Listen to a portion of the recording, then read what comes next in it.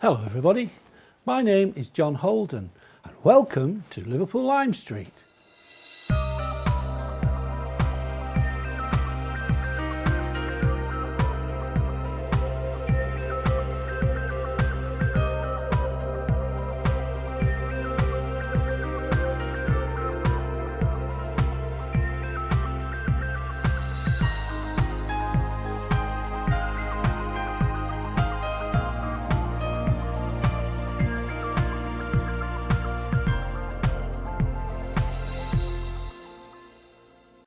So why Liverpool Lime Street? I'm often asked this question. Dates back to being about a 5-year-old little boy. Mum used to take me down to London for New Year's holidays, and we used to live at Southport at the time, and we used to get the electric train through to Liverpool Exchange. Then we get in a taxi, go across Liverpool to Lime Street station, this cathedral to the flanged wheel. Entering this station, the taxi used to go right up the platform. This was something I'd never seen before, and it always left this impression in my mind, and I've lived with that ever since. And so that's why Liverpool Lime Street. At that time, as a 5 or 6-year-old little boy, I used to try and build it. And then there was the Mark II came along when I first got married, and that was done in the loft. And then finally we have what we see today, Liverpool Lime Street Mark III.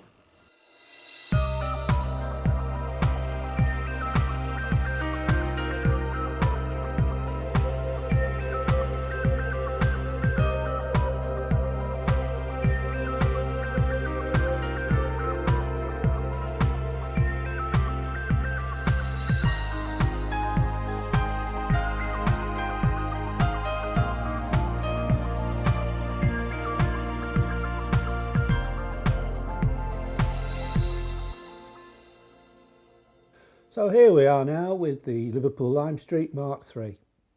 I think what I'd like to do now is to bring you around the back and we can have a look at how the layout was developed over the years.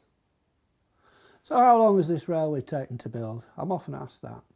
Well, if we turn the clock back about 30 years, we were living in a house, we had a big loft, so we did the conversion of the loft and then we started. We got the baseboards built. What happens then? Another house move. So this time we ended up in an old Victorian house that needed a lot of work doing on it, but there was a good cellar. So got in the cellar there and we made a start on the track laying. With it being a portable layout, all the baseboards, you don't need to have them all up at once. So we did it section by section and gradually we got all the track laid and then we started on the wiring. Well, I'm sure you'll appreciate with a layout like this, the electrics and the electronics are quite advanced. So there was an awful long time, probably about 7 or 8 years, exclusively just working on the wiring on each individual baseboard. Being a portable layout, we had one advantage, and that was that we could actually put the baseboard up on the bench and work on it rather than trying to work underneath. So that's the last 30 years. As with all model railways, it's never finished, and that's no more so true with Lime Street.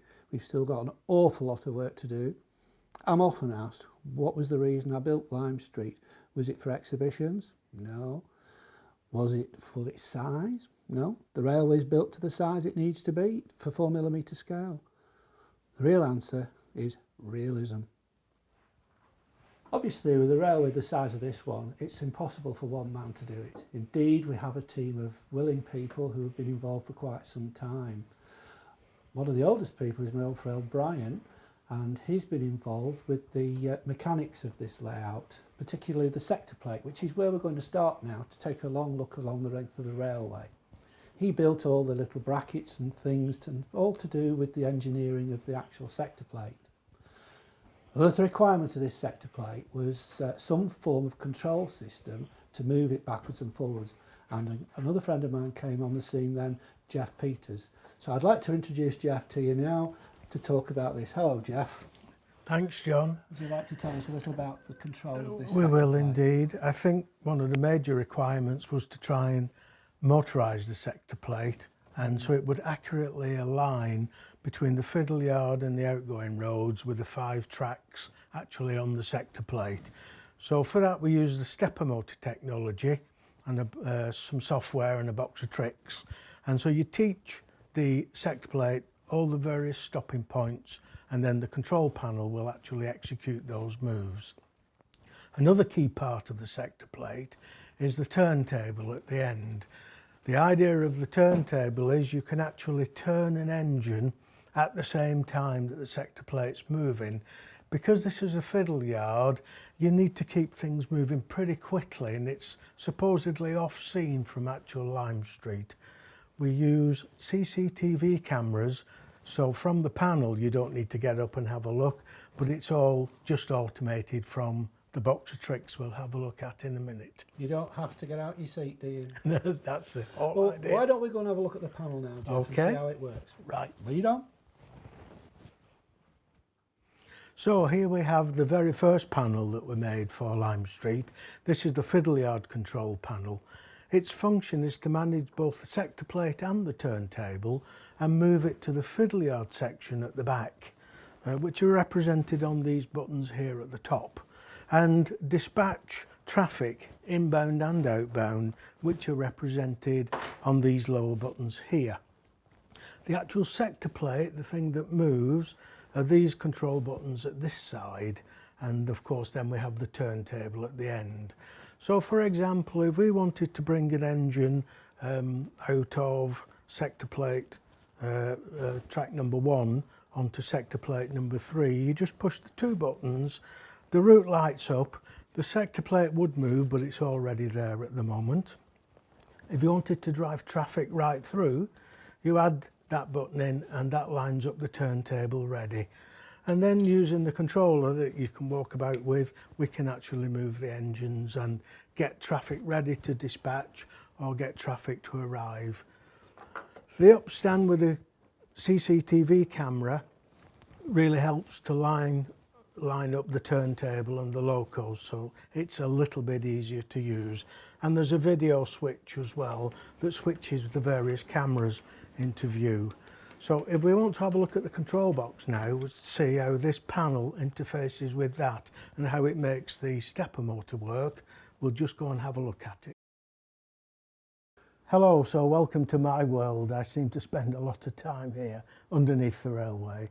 This is the X-end or the Xbox control system that controls the fiddle yard area of Lime Street Railway. There's various levels in the control system. The bottom level is all the power transformers, fuses, circuit breakers, generates all the voltages for the stepper motors, CCTV cameras and such like. There's some display lamps on the front to tell you when the voltages are happy and healthy, and also if a fuse goes, we would then flash a lamp. The next layer up of the system has got 2 microprocessors. One microprocessor controls all the stepper motor for the sector plate, and this figures out all the indexing to make sure that everything lines up. The second microprocessor actually drives the turntable, so the 2 systems work in conjunction, but they are separate from a software point of view. To teach the sector plate all its various stopping points, we have a little control panel here, and we can actually set up the various movements, and then it would capture and remember them. The next layer up is the actual router system. So when we push the 2 buttons on the control panel, we get an XY route, and this microprocessor here figures out all the track feeds to liven up all the tracks, moves the sector plate and controls the turntable as well. So that pretty well summarises the Xbox control system.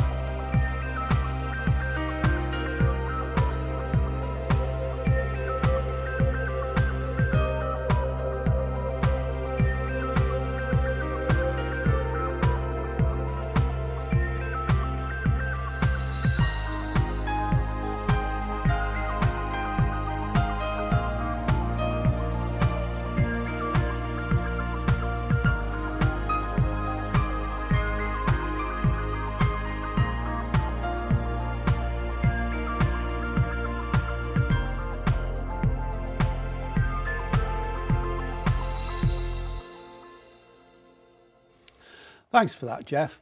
What we'll do now is move on to the cutting, the approach into Lime Street Station, and first of all we'll take a look at the topography of the buildings and things as we go. This end is actually, the cutting runs just by the university, and here we have 4 of the university buildings. They are replicas of the buildings as they actually were and still exist to this day. All the buildings on this section have been built by Chris Hewitt, who unfortunately can't be with us today. And as you can see, we'll move down now and we'll see another interesting thing of Liverpool, a bomb site. And then as we move on further, you'll notice these horse-drawn road vehicles. Obviously at this time in 1945-47, horse-drawn vehicles were much more prolific. Then we come to the stables, which were built by the London North Western Railway for all the delivery vehicles that they used, taking parcels to and from the station. Just to this side of the stables, we can see these flats. We were at a show one year, and this chap came, funnily enough in Liverpool, and this chap came up and he said, I used to live in that flat there, which we were quite gobsmacked about and very sort of flattered that he actually could recognise the building. And he told me a very interesting story about the fact that at those times children used to tie a rope onto the building and used to stand on this wall and used to swing out right across the cutting and backwards and forwards. With today's health and safety, I don't think that had ever happened, do you? Anyway, let's move down now to the cutting itself. Lime Street is approached by this 4-track cutting. What we actually have here is the down slow, then we have the down fast. Next we have what is basically a long head shunt from the station. It's known locally as the neck. Behind that we have the up fast, and then behind here in a single bore tunnel we have the up slow. Just along from here there's a gantry. This gantry was put in, colour light gantry, by the LMS in the late 1930s. And thanks to Jeff and his magic, we actually have the 2 working theatre indicators. I spoke earlier on about Chris Hewitt and all the magnificent buildings that he's made on the cutting. He also has had a major input on the track work. In fact, Chris made all the point work. You may ask, how did we manage to get the track work to scale and in proportion for the layout? Well, fortunately, I was able to get hold of a plan of Lime Street's throat at the period that we're modelling. From this plan, when we got all the baseboards up in our old house, we were able to mark out all the track on the baseboards using a system that we devised ourselves, which is basically a trammel. Trammel is a long, thin, flexible piece of perspex, so you were able to curve it to the shapes as required and then mark it on the baseboard. You may have heard of a computer-aided system called Templot. Well, we called our system Tramplot. Anyway, on here we've got all manner of point work, as I'm sure you can see from the pictures. So I'd like to say a big thank you to Chris for all your work. So now we move on further on from the cutting into the station throat. Trains coming and going from the cutting would appear through this bridge here, under this bridge here, and the track opens out into the station throat. There's the large northwestern signal box, and in front here we have a small shed with the 65-foot turntable.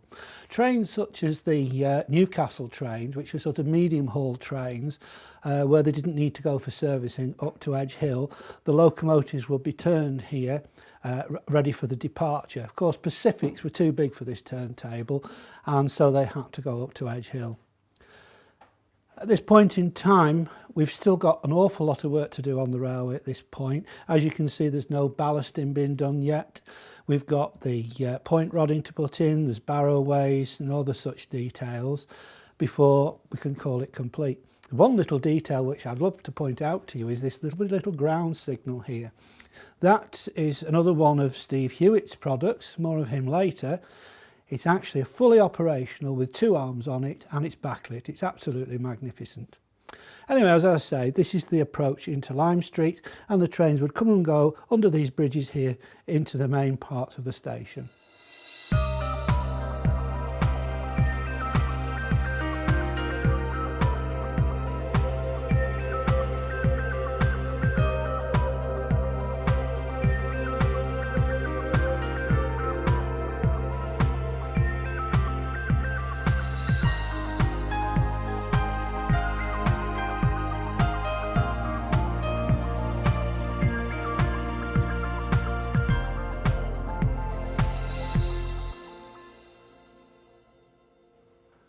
So now our trains are arriving under the bridges into the station proper.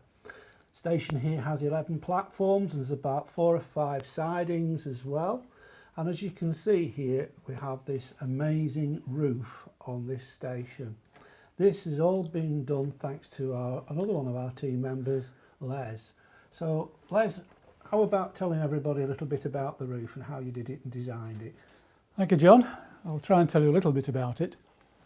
John first asked me to design the columns for the roof. And knowing that I worked in the aircraft industry for a long time, and most of my time was spent making complicated models for wind tunnels. So I knew a little bit about modern design and manufacture techniques. So we went down to the Lime Street station and took lots of photographs of all the different columns. And then, using 3D CAD modelling techniques on my PC, we built all these columns.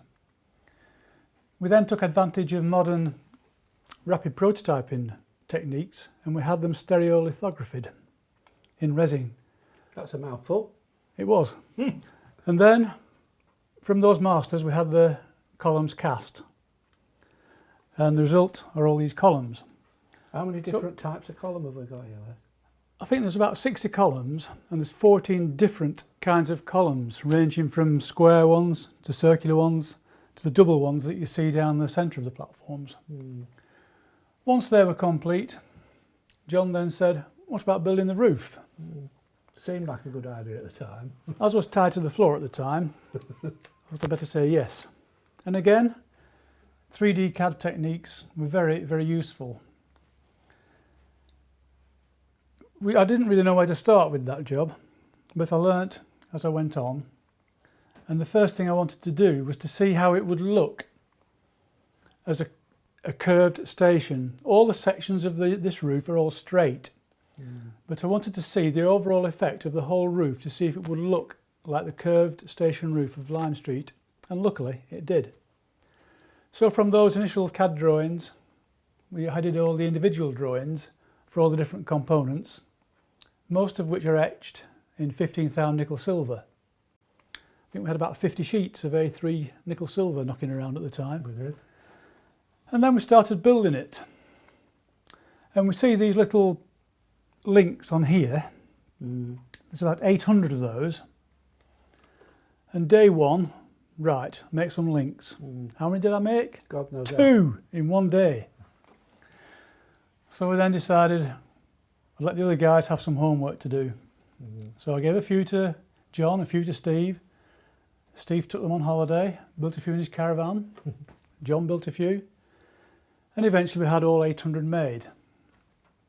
On my last day of making them, I managed 90 in one day. 90? 90. So we did speed up with the technique quite a bit. 2 to 90. So once they were made, it was a matter of making all the large trusses. And again, I made a template from the computer drawings and pinned all the pieces on, soldered them up. And at that point, we were ready to make the whole roof fit onto the station. So we came onto the platforms themselves, built some jigs, didn't we? Kneeling over the platforms. Top, over the pillars. And we made about 8 jigs and we built the roof on the jigs. Came in here and they fit perfectly, didn't they? Certainly did. No problems whatsoever. What do you expect with you doing it? So that's basically how the roof was done, John. Thanks, Les. Why don't we go and have a look at another little thing that you've done on this layout? Okay. Shall we? Let's go. One of the more dominant buildings in the Lime Street station area is what used to be the Northwestern Hotel. This now is student accommodation. So as John wanted me to have a go at this building, I wandered down to Liverpool one day and took about 500 photographs of the building and all the details. And whilst I was there, I thought, I'd like to go inside and have a look inside. But of course, being student accommodation, it was all locked up and you just couldn't get in. But eventually I tailgated somebody and made an appointment to come again to have a good look round. And John and I went inside and up on the roof of the actual building. Right on the very top. Right on the top, yeah. And it's invaluable to go up there because that is the view that most people who see the model will look at, the roof of the building. So again, another few hundred photographs. Then back to my computer, and I modelled the whole station, whole hotel in 3 dimensions. And from those drawings, we can then produce drawings for laser cutting all the components. And this was an initial test piece for the hotel that we had cut by York Model Making. And we made it in various layers of glazing and glazing bars. And that is the basic technique for how we're going to do the whole building. The whole thing. And hopefully next year, John, that will be done. And then it's down to Rob again to get some weathering done on this hotel. Rob and the weathering. Right, well, thanks for that, Les. We nice to link that to talking about weathering. Over here we have some other buildings, some brilliant buildings that were produced again by Chris Hewitt. And we've got those all nicely weathered. And the man behind this, of course, is Rob. So, Rob, would you like to come over here now and chat to people and tell them all about the weathering side of things on Lime Street?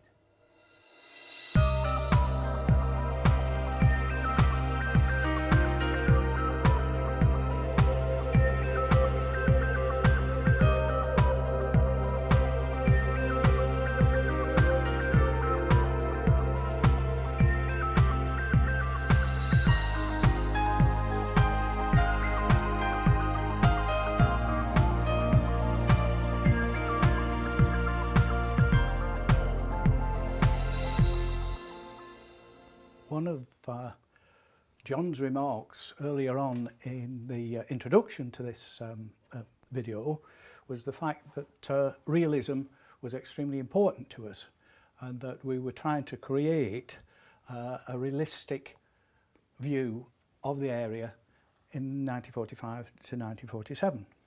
And it is in fact my job to make a mess, to some extent, of the wonderful models my colleagues have made, because it is in fact my job to do the weathering. And you will notice the buildings here, although I must admit are not constructed by me but by Chris Hewitt, I have managed to bring a little bit more realism to the job with the extra weathering that you see. Not only have I been involved in the buildings, but I've also looked at the road works, the road vehicles, and of course the rolling stock on the track. The methods of weathering that I've used are in fact quite conventional. Powders, paints, both acrylic and enamel, use of the spray gun and of the brush. And we hope in what I've done that we have achieved the degree of realism throughout the layout that we want. We've now looked from the sector plate, through the cutting, down the station throat and through the station. Les has talked to us about the roof and the hotel. What we'd like to look at now is the actual control panel that controls this station end of the layout. And I'd like to bring Jeff back in now so that he can explain to you the workings of the control panels. Okay, thanks for that, John.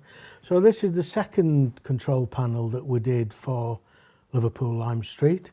There's 2 operators at this end of the railway. The idea being to try and keep up the traffic levels. There's an awful lot of inbound and outbound traffic, and also there's internal moves as well. So we've got station console A and B, and 2 people operate it. At the top end of the main control panels, we have the CCTV manual camera selector, and we've also got some diagnostic aids as well. So when you actually first power up the railway, let's say at a show, you can run various routines to check the routing and stuff like that. We'll show you that in a minute. The main idea of the control panels is entry-exit routing. So here we have all the station platforms running down this side, and on the other panel we have the inbound and outbound roads. So the idea is to bring a movement in from the Fiddle yard. You would push one of the lines coming in to a particular platform. So just 2 button presses sets up the route. So that sets up all the point motors, all the track circuit feeds all come on. but it will also then choose the best camera, so the operator from his CCTV screen can see the actual engines coming in or the whole train coming in. It also then sequences the signals. So there's a 5-second delay just for public interest for the first signal, followed on by a second 5-second delay for any subsequent signals. So the signals should actually switch on all the way down the route. We simulate giving the signalman time to move down the box to the lever, don't As though we? he was walking down the box. Yeah. The mimic diagram lights up so you can actually see the route. Because we've got two operators doing two simultaneous routes, the software at this end needs to check that the routes are not conflicting. So if there is a confliction, it won't allow the route, so you can't have a dreadful accident and crash some trains. Also, what we'd like to do is when all the point motors switch from one end of the layout to the other, there's some optical detection equipment in the electronics box that actually route proves to make sure all the route is actually switched properly by the point motors before the route becomes active. So that's another interlock idea. That's like a route proving, I suppose, It's isn't a it? route proving system. So if we want to actually ask it to do a routine route test, we just push the button here, and it will now step through every route on the system, and providing the route prove works, it'll go on to the next one. And there's about 125 routes in the system, and it's testing each one on its own now to make sure everything's okay. You can hear the point motors moving and the various items of equipment switching. When it gets to the end of it, it will actually stop, and it's been a successful test. But we can actually kill the test early if we get fed up of it. Other items to mention, John? Well, there's the bell tapper, for example. Okay, so the idea of the comms between the fiddle yard operators and the main station operators, we can use the bell code. So we've got a little bell tapper here, and as we push it, we get the actual bell, and the fiddle yard can then respond. And we have a different bell for the other pattern, don't we? And if we just get Steve, if I request the fiddle yard to give me a station B console reply, and then the other one, Steve, will be a higher pitch one, which is that end. Up on the panel B. Oh, it's on this end. You see, we've got the two tones, so we know who's signalling. We couldn't really afford the luxury of real bells on this, so the bells are actually MP3 files played through a little computer chip. So they're actually electronically generated, but they're actually recording of real bells as well. So if we want now to go and have a look at the inside the actual control box with the microprocessors that's controlling some of this equipment, we can go and have a look and see what we can find there.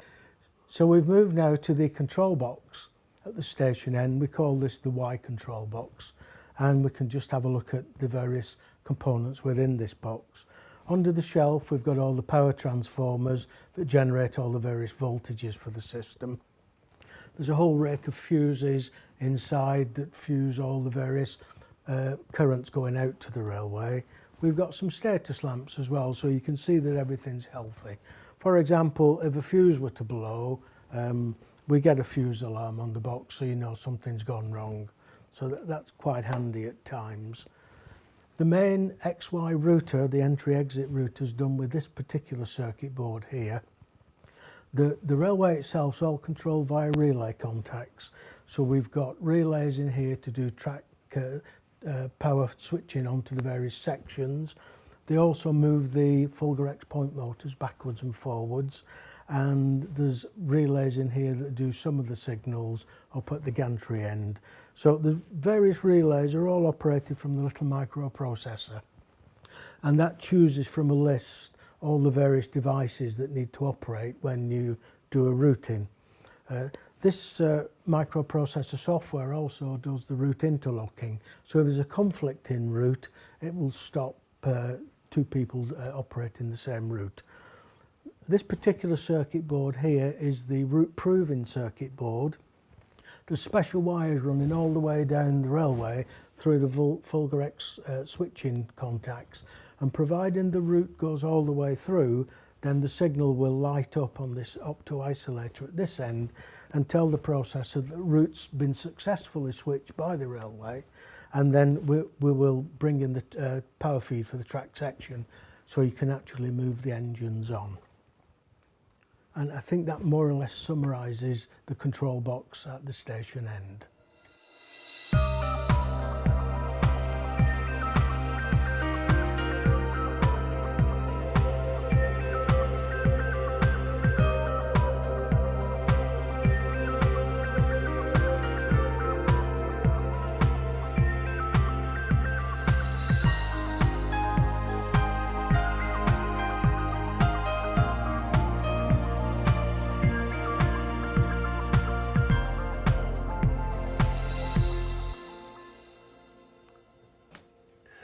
One of the features of this railway which is extremely prominent is the signalling. We have fully functional signals on all the platforms operated by servos, and the man behind all this is our friend here, Steve. Steve, would you like to tell everybody a little bit more about the signals and how you produce them? Right, thanks John, yes I would. As John said, all the semaphore signals on the station end of the layout are models that I've made. In principle they follow the same manufacturing methods. They're all built in brass. A lot of etch components from standard suppliers like Model Signal Engineering and Alan Gibson and so on. Each signal structure is a model of the prototype as best we can determine. One of the problems with Lime Street in 1947 was a big lack of available photography of things like the signalling infrastructure. But from the records that we've got, I've made models that represent the prototype signals as accurately as possible. They fall into two signalling categories. The original ones, which were lower quadrant, were made and installed by the London North Western Railway prior to 1923, and they are represented on the middle platforms of the layout. As the LMS developed the station during the years from 23 to 47, a number of the signals were replaced with LMS upper quadrant standard signals, although installed on a basically London North Western lower section of square wooden posts and typical London North Western brackets.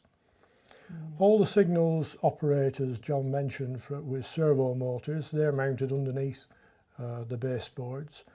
The servo motor operating system is another of Jeff's developments, so it gives a very prototypical movement to the signal arms with a slow pull off, a slight pause in the middle if the signaller needed to adjust his grip and give a good yank on the lever to get the signal fully clear. And then when he puts the signal back to danger, it's a more rapid movement and there's a hint of bounce at the end as the signal arm came to rest on its stop. In addition to the mechanical features of the signal, which are wherever possible modelled exactly as the prototype was, using torsion bars or cranks, etc., as the prototype did, these signals are also lit. Each of the small cast signal lamps carries a fibre optic connection down below the baseboard to, in this case, an LED which simulates an oil lamp and gives a nice yellow glow to the light, which is then projected up the fibre optic and out of the signal lamp. And that includes that little ground signal over there as well. Indeed it does, yes. The smallest signal on the layout is the little ground signal controlling exit from the turntable roads to platforms 10 and 11. Its total height from memory I think is 13 millimetres from ground to the top of the signal. The signalling operation is fully integrated with the route setting software, and I think this was mentioned previously when we were looking at the control panel. So when a route is set, then the appropriate signals come off, and depending on which platform you're leaving from, you can have a choice of either the slow road or the fast road if you're leaving the station, or alternatively if you're making an internal move within the station, then there'd be a shunt signal, which is the smaller one on each appropriate arm. Some of the platforms you can only get to the fast line from, and they typically have just got the one starting signal and the one internal movement signal. And then on top of that, of course, they're tripped back to danger by the trips further up the layout. Indeed, yes. So the signal is cleared to allow a movement about 4 or 5 seconds after the route has been set. And in fact, there is a feature in the operating system to allow us to inhibit that movement should we wish to hold the route set but not yet authorise the train to leave. That's used in some of the shunting moves. All part of Jeff's magic. Indeed it is. And a feature of the signalling, and with most of the other things, is that all the systems on the railway are integrated one with another. Of course, the other thing about this, Steve, is that it makes for less mistakes when we're having operating sessions. It does indeed. I mean, the other part of my contribution to the railways is around the operating instructions and getting those down on paper so that people can rehearse them properly. There's a sequence of operations that we follow at shows, and getting that accurately followed by the operators is another of the things that of course, as I is integrated. As I mentioned earlier on in the video, when we were just living in that Victorian house, we could never have the whole railway set up prior to a show, so we used to have to hire an industrial unit to set it up for the last month before the show, and we spent most of our time actually testing and getting systems functional. We didn't really get a lot of operating time before we went to the show, did we? No, a lot of the operators actually learned how to operate the railway in a public view, which is something now that fortunately we don't have to do. With this shed. Well, Steve, thanks again for your contribution and everything that you've done with the railway so far. It's much appreciated, as it is with everyone else that's been involved. Thanks, Steve. Thank you.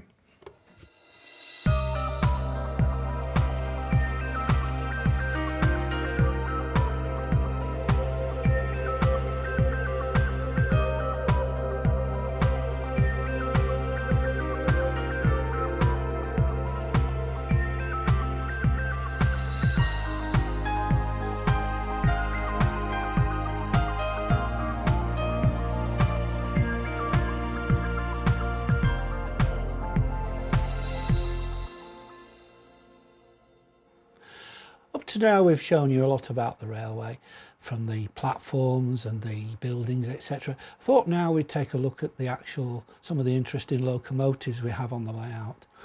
First one is this one here. It's popularly known as Turbomotive. It was very, very well known at Lime Street, and through a lot of its life it spent on the main express trains going between London and Liverpool. The unique feature about this locomotive was it was an experimental locomotive and it had turbine drive. As you can see down at the front here, that is actually the reverse turbine. There was a much larger one on this side for forward, and of course you can see the absence of valve gear. So this was the Turbomotive. 1952 it had been rebuilt as a standard locomotive, and it was completely destroyed in the Harrow and Wheelsden accident. The model itself started life as a K's kit, and I used what was a Crown Line conversion kit to convert it to the Turbomotive. Next locomotive I'll show you is this one here, and this is as you probably know, a streamlined Coronation. It's in the wartime black livery, built during the war, and of course, as we know, the layout is set post-war. And the significant point about this one was it was the last streamlined locomotive to be de-streamlined and have its casing taken off. Again, that made frequent visit to Liverpool. In our case here, it's on the Manxman's train. The third locomotive I'll bring in to show you is a Royal Scot. This locomotive is actually an out-of-the-box locomotive that's been converted to EM, and we've changed the number and the name to the Artist Rifleman, which was an 8A locomotive for most of its life. I think on the back you can see we've got some Gresley teak coaches, and of course they come from the northeastern region, and that was a regular service that ran between Newcastle and Liverpool. And the locomotive here, of course, being an LMS locomotive, would take the train as far as Manchester or Leeds, where it would be changed for a northeastern locomotive that took it on to the likes of Newcastle. Well, there we have it, Liverpool Lime Street Mark III. I do hope you've all enjoyed your tour around the railway as much as we've enjoyed presenting it to you. If you do see us on the exhibition circuit, please come and say hello. We'd love to meet you. Thank you.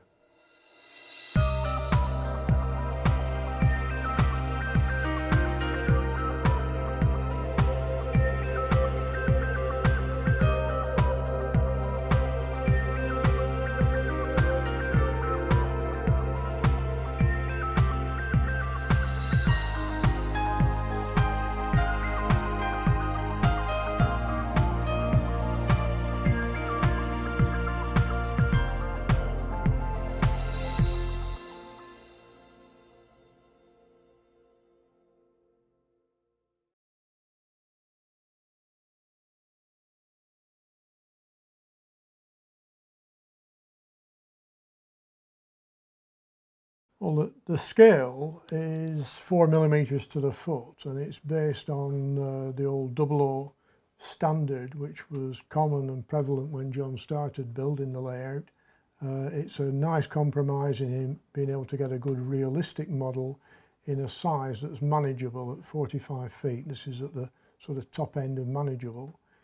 The gauge is the M gauge, and that's chosen because it gives a much better representation of the track work in any view that you take, rather than the rather underscale gauge that 00 normally runs on.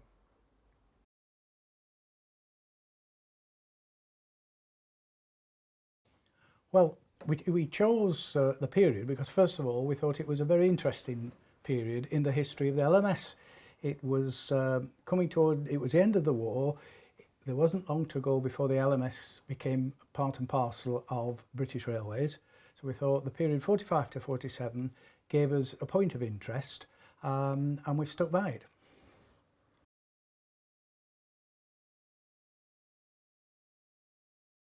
I think what we really wanted to achieve was when we take the railway to a show, we can really entertain the public.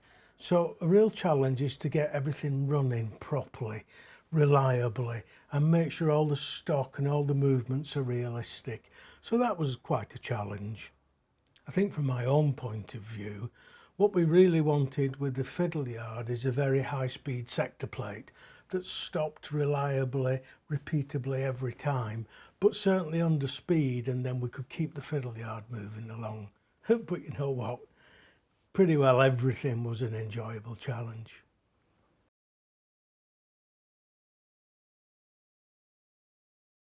I think looking into the future of the Lime Street model, we'll keep looking at modern techniques of modelling, of design and manufacture, try and keep ahead with the times and apply them to the models that we produce here.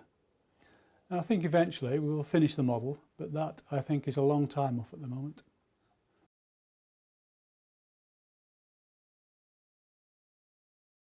What I'm most proud of is the help and comradeship that I've had from all the people that are involved. Not just the people that are here today, but everybody else that's been involved. There's Chris Hewitt that's done the buildings, there's my old friend Brian of over 40 years who's been involved, and we have a few other operators that come to the exhibitions. Boys, thank you so much for all your help on the layout. It's most appreciated. Thank you.